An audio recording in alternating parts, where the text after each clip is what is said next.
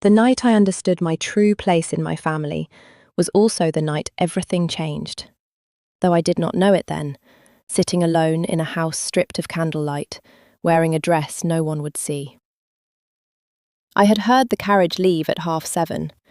I was in the kitchen when it happened, not the drawing room, not the hall where my stepsisters were being buttoned into their gowns by the maid we shared between us. The kitchen, because I had been mending a tear in Arabella's satin glove, and she had needed it finished before they departed for the Harcourt ball. I heard the front door close. I heard the wheels on gravel, and when I walked to the window, the drive was empty. They had not called for me. They had not sent word. My stepmother's invitation, addressed to the family, had apparently not extended to the girl who bore her late husband's name, but none of his blood.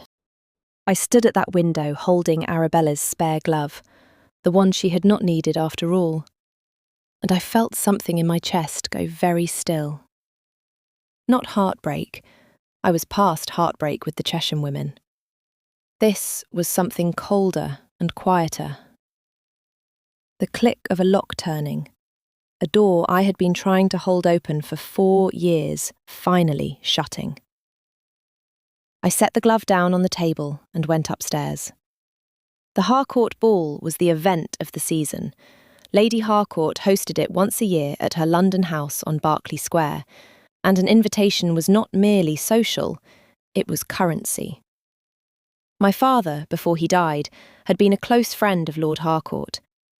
I had attended the ball twice as a girl, holding my father's hand, marvelling at the chandeliers. That felt like another woman's life. I changed into my nightgown. I unbraided my hair. I sat in the window seat of my small room on the 3rd floor, the room that had been a servant's quarters before my stepmother decided it suited me better than the one I had grown up in. And I opened the book I had been reading that week.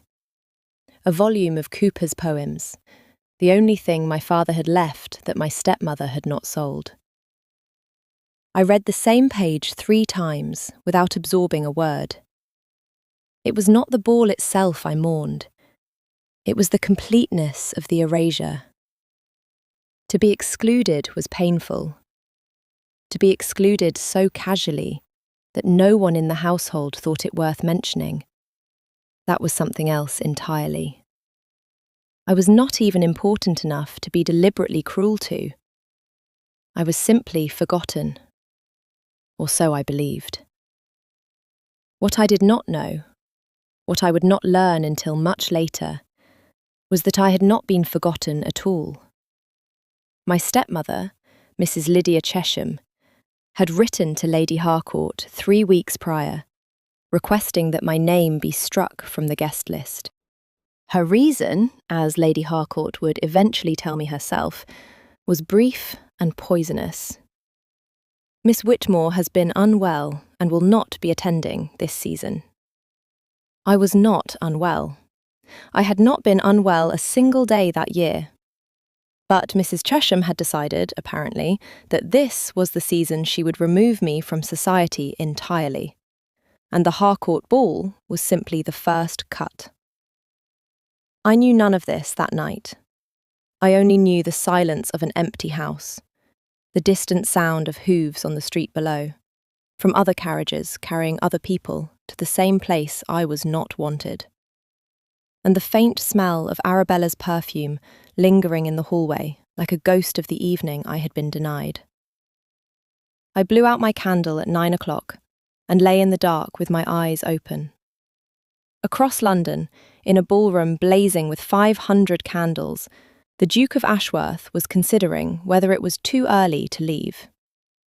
I did not know him then.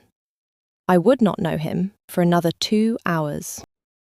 But the events of his evening and mine were already converging, pulled toward each other by a chain of small decisions and one woman's cruelty. And so his story that night is also mine. Lord Sebastian Vane, the 6th Duke of Ashworth, was 31 years old, unmarried, and the most pursued man in England.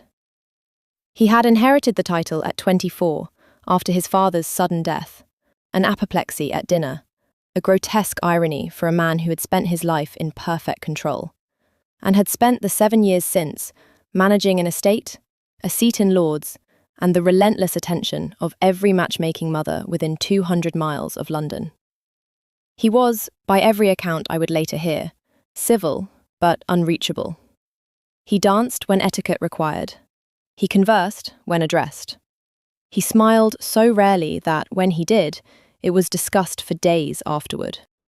And he had attended the Harcourt ball that evening, only because Lord Harcourt had been his godfather, and the old man had written to him personally, in a hand that shook with age, asking him to come. So he came, and he stood near the south wall of the ballroom with a glass of champagne he was not drinking, watching the room perform for him, and he was bored to the marrow of his bones. "You look like a man attending his own funeral," said Lord Edward Calder, his oldest friend, appearing at his elbow. "At least pretend to enjoy yourself.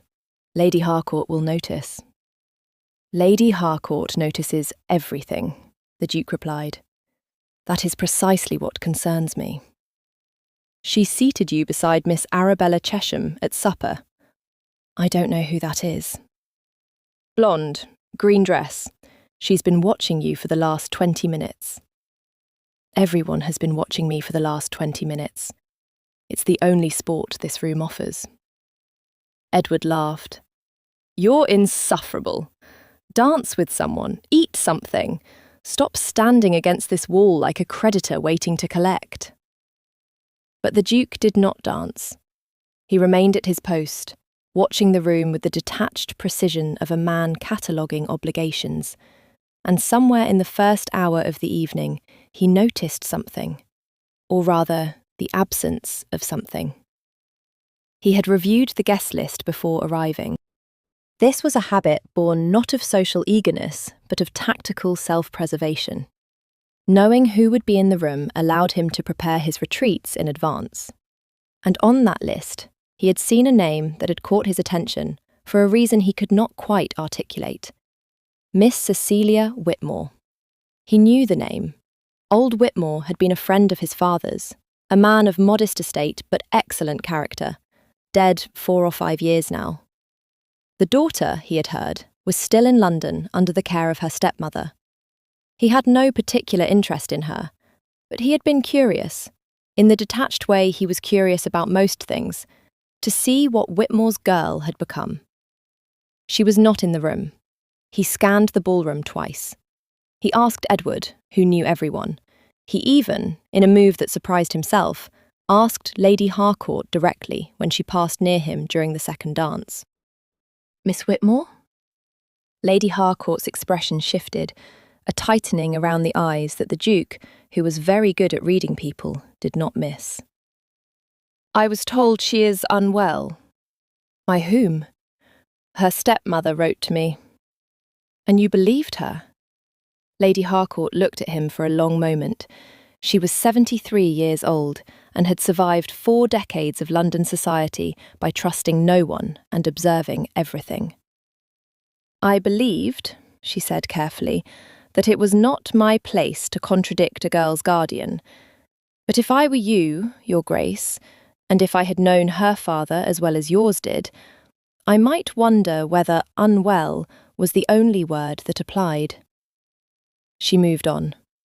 The Duke remained where he was, but something had changed in his posture, a stillness that was not boredom but focus.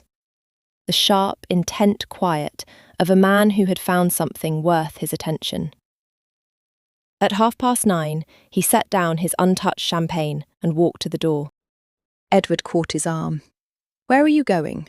Supper is in 20 minutes. Give Miss Chesham my apologies." "Which Miss Chesham?" "Whichever one was assigned to me." And he was gone. His carriage, which had been instructed to wait, was brought around in minutes. The footman later told the household, and the household told the street, and the street told the scandal sheets, that the Duke of Ashworth had given the driver an address in Holborn. Holborn. Not Mayfair. Not Grosvenor Square. Not any of the places a duke went at 10 o'clock at night during the season. Holborn, where the houses were narrow and the streets were uneven, and the residents were respectable but decidedly not fashionable. No one understood why. They would understand by morning. I was not asleep. I had been lying in bed for an hour, unable to stop my mind from circling the same bitter track. The carriage wheels, the empty drive, the glove on the kitchen table. When I heard something I could not explain. A knock at the front door. Not the servants' entrance, the front door. At 10 o'clock at night, in an empty house, with no one expected and no one due home until the early hours. I pulled on my dressing gown. I took the candle from my bedside table and lit it with shaking hands. I walked down 3 flights of stairs in near darkness, the house creaking around me, my bare feet cold on the wood, and I opened the door. The man standing on the step was tall, dark-haired, and dressed in full evening clothes. Black coat, white cravat, a waistcoat of deep charcoal silk. He was holding his hat in one hand. His carriage stood on the street behind him, the driver watching with open curiosity. He looked at me. I looked at him. I was in a nightgown. My hair was loose and unbraided and falling past my shoulders. I was holding a single candle in a house where every other light had been extinguished. And a stranger, clearly a man of significant rank, was standing at my door with an expression I could not read. "Miss Whitmore," he said. It was not a question. He knew who I was. Yes, I managed. "Who are you?" "My name is Ashworth. I was a friend of your father's." My father had been dead for 4 years. No friend of his had come to this door in 3. "Your Grace," I said, because the name hit me like cold water. Ashworth. The Duke of Ashworth. Even in my reduced circumstances, I knew that name.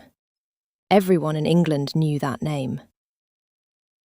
"You were expected at the Harcourt ball tonight," he said. His voice was low and measured, but there was something beneath it, a tension I could not identify. "You were not there." "I was not invited." "You were invited. Your stepmother removed your name." The words landed like stones in still water. I felt each one hit and sink. "How do you know that?" I whispered. "Lady Harcourt told me. Not in those exact words, but clearly enough." He looked past me into the darkened hallway. His jaw tightened. "You are alone in this house." "The servants are—" I stopped. There were no servants in the house. My stepmother had taken the only maid who still attended me, and cook had been given the evening off.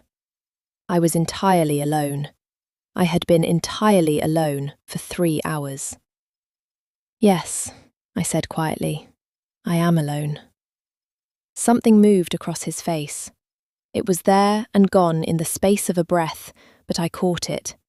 A flash of something fierce and barely controlled, directed not at me, but at the situation, at the house, at the darkness and the cold, and the woman standing in her nightgown, because no one had thought she mattered enough to bring along.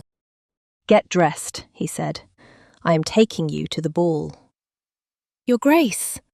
"Miss Whitmore, you have been deliberately excluded from an evening you had every right to attend, in a household that was your father's before it was your stepmother's, by a woman who has no authority to erase you from society. I am rectifying that. You have 15 minutes. I stared at him. No one had spoken to me like that in 4 years, not with authority, not with certainty, and certainly not on my behalf. I had spent 4 years swallowing every slight, absorbing every humiliation, reminding myself to be grateful for the roof over my head. And this man, this stranger, this Duke, this person I had never met, had left a ball to come find me. "I do not have a gown," I said. It was the truth. My stepmother had sold my only ball gown at the start of the season, telling me I would not need it. The Duke looked at me for a long moment. Then he removed his coat, his beautifully tailored, immaculate black evening coat, and held it out to me. "Then we will improvise," he said. I did not wear his coat to the ball.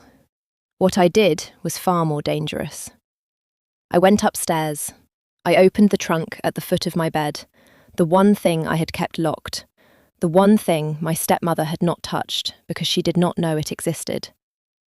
Inside, beneath a layer of cotton sheeting, was my mother's dress. It was not a ball gown, it was a dinner dress. Pale blue silk, cut in the style of 15 years ago, with a high waist and delicate embroidery at the bodice. My mother had worn it to the last dinner she attended before she fell ill. I had kept it the way some people keep letters, not to wear, but to hold. I wore it. It did not fit perfectly. It was slightly too long, and the sleeves were narrow in a way that had not been fashionable for a decade. But the silk was still luminous, the embroidery still caught the light. And when I descended the stairs 17 minutes later, I had needed the extra 2. The Duke of Ashworth looked at me and said nothing. His silence said more than any compliment could have. "That was my mother's dress," I told him, because I felt he deserved to know. "It suits you," he said, and then, quieter, "She would be proud that you wore it tonight." I had to look away. If I had not, I would have wept, and I was not going to arrive at the Harcourt ball with tears on my face. The carriage ride took 12 minutes. We sat across from each other in the lamplit interior, and I was acutely aware of every impossible thing about this moment. A duke, a woman in her dead mother's dress, a ball she had been forbidden to attend. The air between us was thick with things neither of us said. "Why did you come?" I asked, when the silence became unbearable. He did not answer immediately. He looked out the window at the passing street lamps, and when he finally spoke, his voice was different. Stripped of the formal control that had governed every word since he appeared at my door. "Because I knew your father," he said. "And because when Lady Harcourt told me you were unwell, I recognised the sound of a lie designed to make someone disappear. I have heard that kind of lie before." "About whom?" He looked at me. "About myself." I did not ask him to elaborate. The rawness in his voice told me this was not an answer he gave freely, and the fact that he had given it to me, a stranger, a woman in a borrowed past, meant something I was not yet ready to examine. The carriage stopped. We had arrived. The Harcourt ball was in full swing, the ballroom a blaze of light and music and silk. Lord Harcourt's London home was famous for its grand staircase, a sweeping curve of marble that descended into the ballroom like a stage entrance, every arrival visible to everyone below. When the Duke of Ashworth walked down that staircase with an unknown woman on his arm, the room went quiet. Not entirely. The musicians kept playing. Conversations at the far edges continued. But in the centre of the room, where the dancing had been, where the important people stood, where my stepmother and stepsisters were positioned like chess pieces in a game they thought they'd already won, a wave of silence spread outward from the foot of the stairs. I felt every eye in the room land on me. My stepmother's face was a study in disbelief. Arabella's mouth opened, then closed. Dorothea, the younger one, the crueler one, took a step backward as though I had materialised from nothing. Lady Harcourt, standing near the entrance to the supper room, looked at me and then at the Duke. A slow, knowing smile crossed her face. The kind of smile that said she had been waiting to see something exactly like this for a very long time. "Miss Whitmore," she said, coming forward with both hands extended. "How well you look this evening, and what a stunning dress! I believe I remember it. Your mother wore it to my home once, many years ago. She did, my lady, I said, and my voice only shook a little. Then it has come home, Lady Harcourt said firmly. She took my arm and led me into the room as though I had been expected all along, as though my absence had been the error and my arrival was the correction. Behind us, I heard my stepmother's voice, sharp and low. What is she doing here? And I heard the Duke's voice in reply, not sharp, not low, but perfectly pitched to carry exactly as far as it needed to. She is here because she was invited. As were you, Mrs. Chesham. Though I confess I am now less certain about the wisdom of that decision.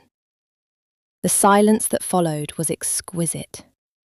The next 2 hours were the most bewildering of my life.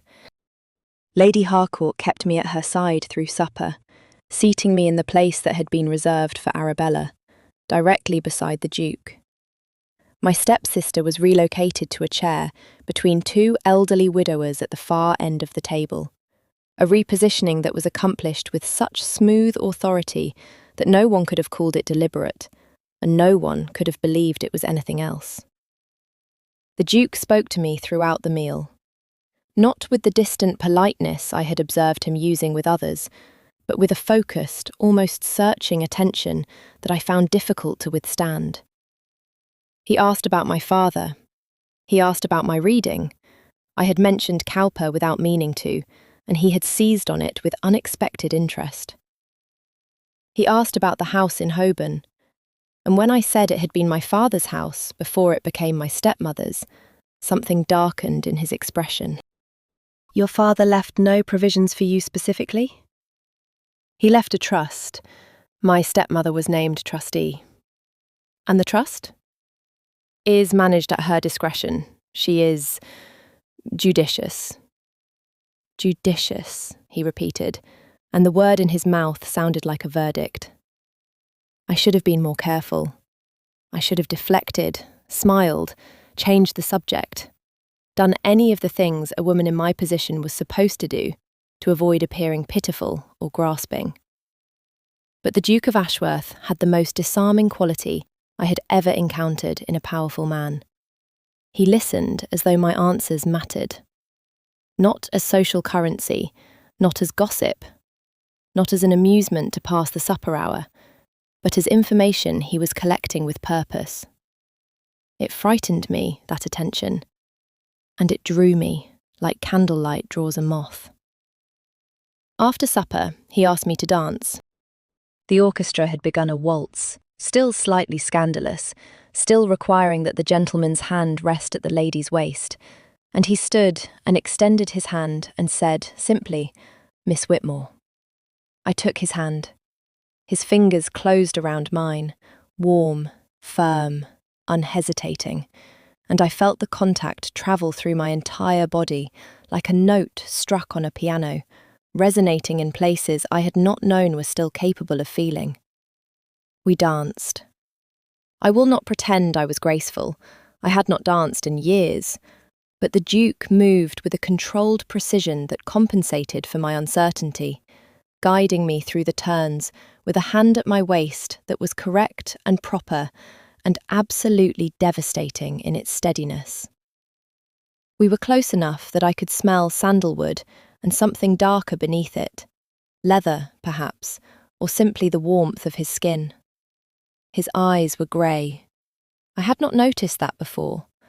Grey, like winter sky, like lake water, like the edge of a blade.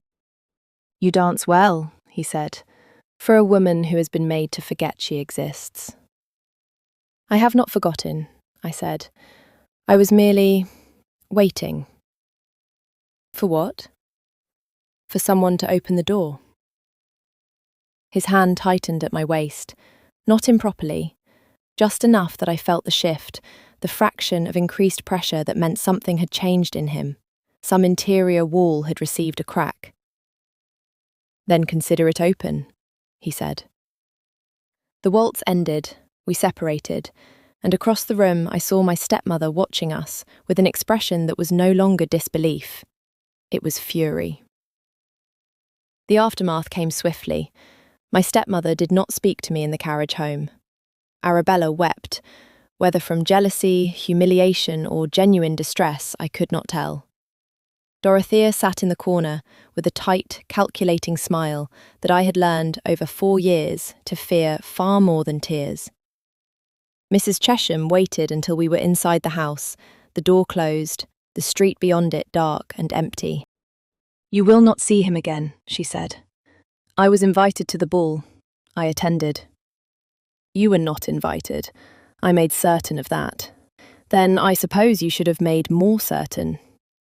The slap came without warning. It was not the first, but it was the hardest. A flat, ringing blow that turned my head and left a mark I would carry for 3 days. "You are nothing," she said.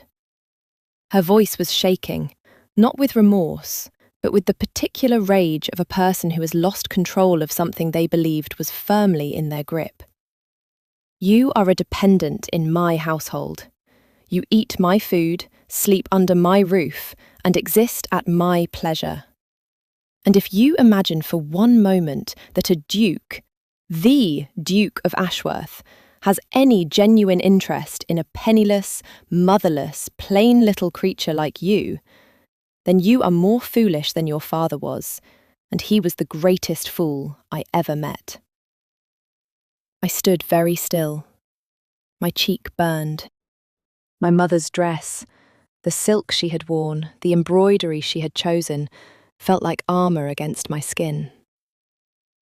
"My father," I said, "loved you enough to give you his home and his name. What you have done with both is between you and God. But I will not be erased, Mrs. Chesham, not from this house and not from this city." I walked upstairs. I closed my door. I sat on the edge of my bed and pressed my hands against my burning cheek and did not cry.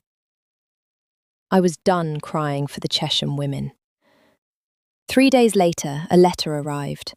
It was addressed to me, not to Mrs. Chesham, not to the household, but to Miss Cecilia Whitmore by name. The handwriting was bold and angular, the seal unfamiliar. The maid who still answered the door, Mrs. Chesham had not yet thought to instruct her otherwise, brought it to my room with wide eyes. I opened it. "Miss Whitmore, I have made inquiries regarding your father's trust. What I have learned concerns me. I would appreciate the opportunity to discuss the matter with you at your earliest convenience. I will be in Hyde Park near the Serpentine at 10:30 tomorrow morning. If you are able to walk, I will find you. Ashworth." My hands trembled, not from fear, from the shock of being seen, of being sought, of someone with the power to inquire actually inquiring. I went to Hyde Park the next morning. He was already there, standing near the water with his hands clasped behind his back, watching the ducks with an expression of such concentrated displeasure that I nearly laughed. "You came," he said, turning as I approached. "You asked?" "I did not ask.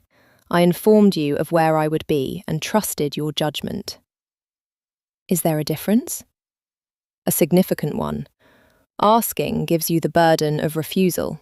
Informing gives you the freedom of choice." I studied him.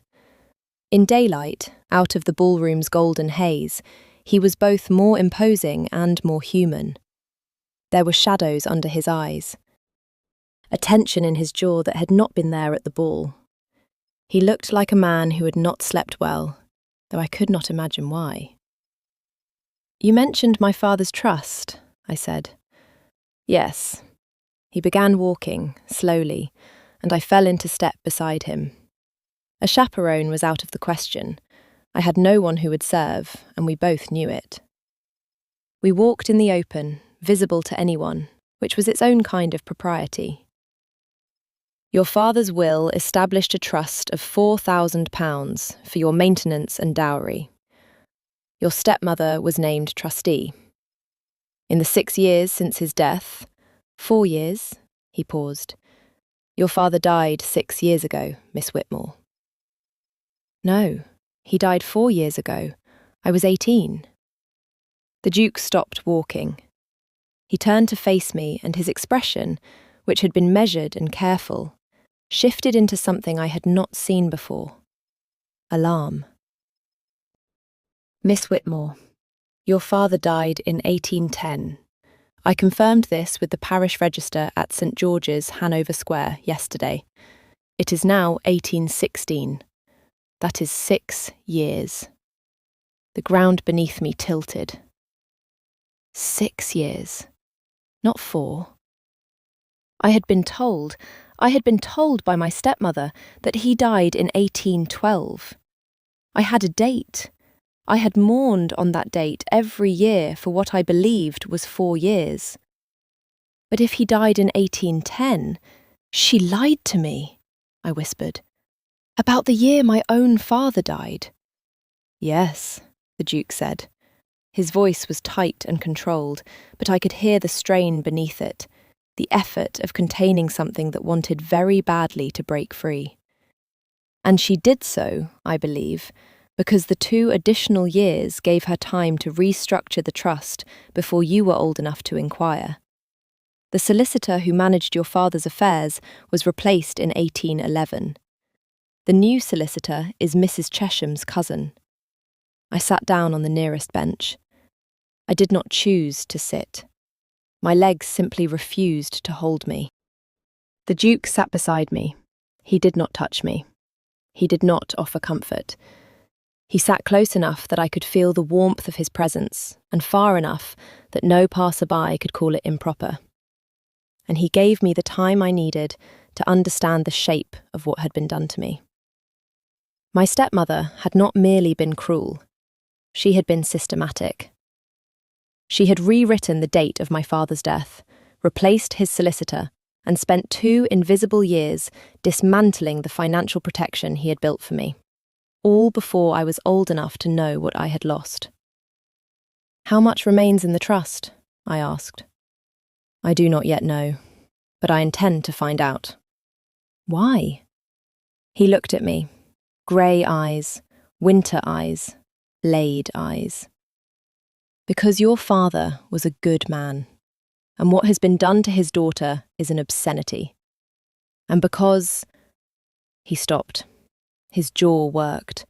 He looked away, toward the Serpentine, where the ducks continued their unconcerned progress across the water. And because, I pressed, and because you wore your mother's dress to a ball you were forbidden to attend, and you did not flinch. A woman of that quality does not deserve to discover her entire life has been built on a lie. But she does deserve someone who will help her tear it down. I could not speak. The pressure behind my eyes was enormous, but I would not cry. Not here. Not in front of him. If I wept, it would change what this was, from 2 people addressing an injustice to a man rescuing a woman. And I refused to be rescued. I wanted to be armed. Then arm me, I said. Something flickered in his expression. Surprise, perhaps, or recognition. I will need access to your father's original will, he said, and any correspondence he kept. Do you know where his papers were stored? In his study. My stepmother locked the room after his death. I have not been inside it in... I paused. 6 years, not 4. In 6 years. Then we begin there. What followed was 2 weeks of careful, dangerous work. The Duke engaged a solicitor of his own, a man named Mr. Ives, who was quiet, precise, and incorruptible. Through Mr. Ives, he obtained copies of my father's original will from the probate registry. The will was clear. £4,000 in trust for my exclusive benefit, to be administered by the trustee until my 21st birthday, at which point the full sum was to be transferred to me directly. I was 24. The transfer had never occurred. Mr. Ives also discovered that the replacement solicitor, Mrs. Chesham's cousin, a man named Gerald Foyle, had authorised 3 separate withdrawals from the trust over the past 5 years, totalling £2,800. The stated purpose of each withdrawal was maintenance of the beneficiary. The money had been spent on Arabella's wardrobe, Dorothea's music lessons, and the refurbishment of the drawing room I was no longer permitted to use. I learned all of this across a series of meetings, in Hyde Park, in Lady Harcourt's drawing room, in the back pew of a church on Wimpole Street where no one would think to look for a duke. Each meeting was brief, purposeful, and suffused with a tension that had nothing to do with the legal matters at hand. The Duke was changing. Or rather, I was seeing more of him. Layers peeling away with each conversation, each shared discovery, each moment when our eyes met and held for a beat too long. He told me, during our 3rd meeting, that his father had died of an apoplexy brought on, he believed, by a lifetime of suppressing every emotion that did not serve the family name. He taught me that feelings were liabilities, the Duke said. We were sitting in Lady Harcourt's morning room, a pot of untouched tea between us. That, to care visibly, was to hand your enemies a weapon. I believed him for a very long time. And now? Now I am sitting in a morning room with a woman I barely know, devoting my solicitor, my time, and my political capital to dismantling her stepmother's fraudulent trust scheme. So either I have abandoned my father's philosophy entirely, or I have found something worth the liability. The room was very quiet. Lady Harcourt's clock ticked on the mantelpiece. Outside, a carriage passed. My hands were folded in my lap, and his were resting on his knees, and the distance between us was the width of a tea table, which was both enormous and nothing at all. You barely know me, I said. I know that you mended your stepsister's glove the same evening she left you behind without a word. I know that you kept your mother's dress in a locked trunk like a talisman. I know that when I told you your father died 2 years earlier than you believed, you did not collapse. You asked me to arm you. He paused. I have spent 7 years in ballrooms full of women who wanted my title. You are the first person in a very long time who wanted the truth. Sebastian, I said. His name, his Christian name, spoken aloud in a morning room with the door open and Lady Harcourt somewhere in the house, and every rule of propriety flattened by the simple, devastating intimacy of the sound. He closed his eyes. Just for a moment, a single breath in which his entire, carefully maintained composure wavered, visible and raw, before he recovered. Do not, he said quietly. Say that again until I am certain I can hear it, without undoing everything I have been trying to be. I nodded. My heart was hammering so hard I was certain he could hear it. We returned to discussing the trust. The confrontation came on a Thursday. I had not planned it, or rather, I had planned it for the following week, after Mr. Ives had completed his review and the Duke had assembled the documentary evidence. But Dorothea forced my hand. She had been watching me, my clever, vindictive younger stepsister. She had noticed the letters. She had noticed my walks to the park. She had noticed the change in me, the straightening of my spine, the steadiness of my gaze, the quiet refusal to flinch at her mother's barbs. And Dorothea, who understood power with an instinct that was almost admirable, had gone to her mother with what she knew. I came home from an errand to find my room ransacked. The trunk was open. My mother's dress was gone. I found it in the drawing room fireplace. Not yet burned, laid across the grate, arranged with deliberate cruelty, waiting for a match. Mrs. Chesham was sitting in the chair beside the fireplace, watching me. "The Duke of Ashworth has been making inquiries about your father's estate," she said. "Mr. Foyle was contacted by a solicitor named Ives last week. I find that very interesting, Cecilia. Very interesting indeed." "I imagine you do." "I have also learned, from Dorothea, who is far more observant than you give her credit for, that you have been meeting the Duke privately, unchaperoned, repeatedly. In public spaces, in Lady Harcourt's home. That is not what the world will hear," she smiled. It was the most frightening expression I had ever seen on her face. Calm, satisfied, certain. "I have written a letter to the Morning Post, an anonymous letter, naturally, suggesting that Miss Cecilia Whitmore has been conducting an improper affair with the Duke of Ashworth. I have not yet sent it. Whether I do depends entirely on what happens next." Blackmail.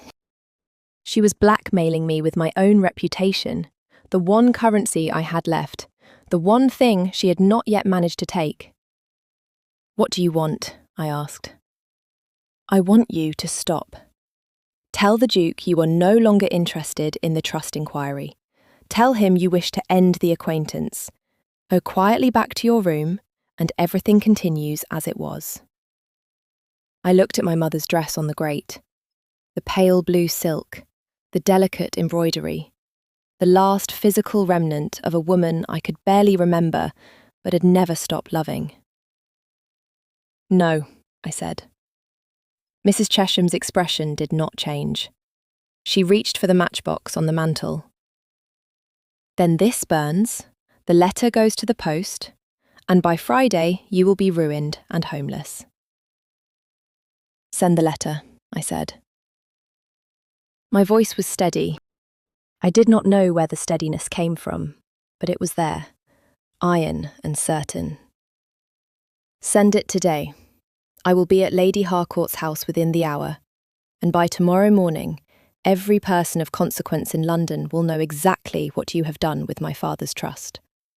All £2,800 of it, every forged authorisation, every penny spent on your daughters while I wore mended gloves and slept in a servant's room."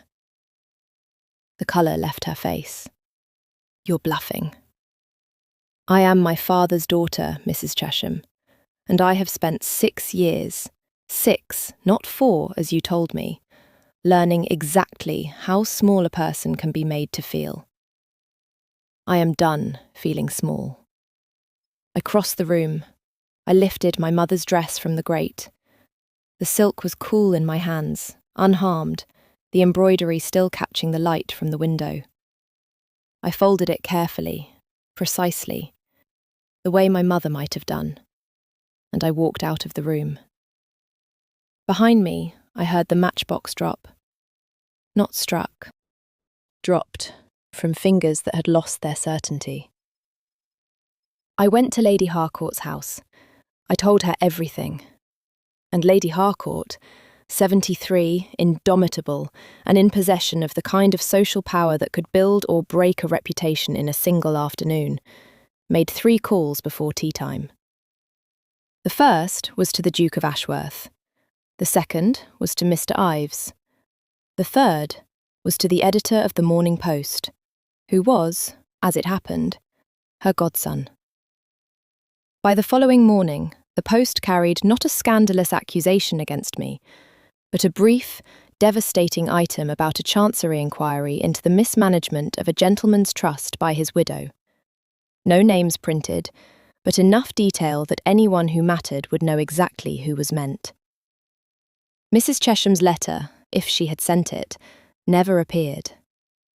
The Duke came to Lady Harcourt's house that evening. I was in the drawing room, sitting in the same chair where we had discussed the trust 2 weeks before, wearing my mother's dress because it was the only fine thing I owned, and because I needed, that night, to feel her close. He entered the room and stopped. You confronted her, he said. Alone, without sending for me. I did not need you there. I know. That is what terrifies me. He crossed the room. He stood before me, close, closer than propriety allowed, close enough that I had to tilt my chin up to meet his eyes. Grey eyes, storm eyes, eyes that held something vast and barely contained. Cecilia, he said. My name, my Christian name, spoken with the same weight and wonder with which I had spoken his days ago in this same room. I told you not to say that until you were certain, I whispered. I am certain. His hand rose, slowly, deliberately, as though giving me every opportunity to pull away, and his fingers touched my jaw. Just that. His fingertips against the line of my jaw, barely grazing, a touch so light it was almost nothing, and entirely everything.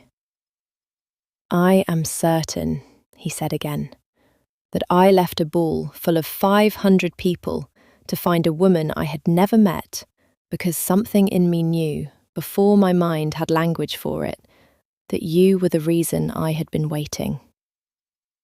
I am certain that your courage makes me want to be worthy of witnessing it. And I am certain that if you will allow me, if you will have me, I would like to spend the rest of my life making sure no one ever locks you out of a room again. I pressed my cheek against his hand. I closed my eyes. I felt the warmth of his palm and the roughness of his fingers, and the impossible, devastating tenderness of being held by someone who had come to find me in the dark. Sebastian, I said. And he kissed me. It was not gentle. It was not tentative. It was the kind of kiss that comes after weeks of restraint and years of loneliness. His mouth on mine, his hand sliding from my jaw to the back of my neck, pulling me closer with a desperation that matched my own. I kissed him back with everything I had kept locked away. The grief, the longing, the fury, the hope. And when we finally broke apart, both breathing hard, both shaking, the room around us had not changed, but the world inside it had rearranged itself entirely. Is this real? I asked. It is the most real thing I have ever done. The season ended. The inquiry proceeded. Mr. Foyle was disbarred. My father's trust, what remained of it, was restored to me by order of the Lord Chancellor. Mrs. Chesham and her daughters removed to Bath, where their reduced circumstances and tarnished reputation would follow them, but not destroy them. I could have pursued more. The Duke counselled it. Lady Harcourt expected it. But I chose mercy, not for my stepmother's sake, but for my father's. He had loved her once. That had to mean something, even if what she had done with his love was unforgivable. The Duke of Ashworth proposed to me in Lady Harcourt's garden on a Tuesday afternoon in September, with the old woman watching from her window and pretending she wasn't. He did not kneel. He stood before me and took both my hands and said, I am not asking you to be a duchess. I am asking you to be my home.